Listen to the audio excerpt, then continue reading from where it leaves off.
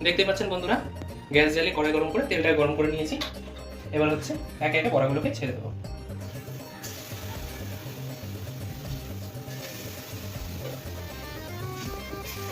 বড়াটা ভাজার সময় গ্যাসটা থাকবে লো টু মিডিয়ামে।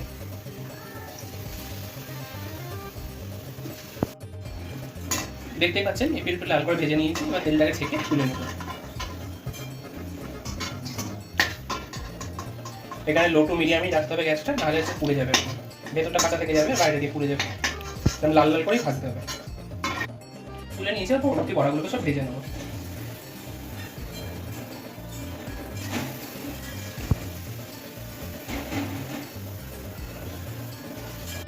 দেখতে পাচ্ছেন বন্ধুরা, তৈরি হয়ে গেছে আমাদের সমস্ত বড়াগুলি। এবার হচ্ছে আমরা ভগবানের চরণে নিবেদন করে দেবো। আপনারা এইভাবে বানিয়ে খাবেন এবং আত্মীয় পরিজনকে খাওয়াবেন। আর ভিডিওটি কেমন লাগলো একটু কমেন্ট সেকশনে জানিয়ে দেবেন। আর তার পাশাপাশি লাইক, কমেন্ট, শেয়ার করে দেবেন। আর আমাদের চ্যানেলকে সাবস্ক্রাইব করে দেবেন। Thanks for watching.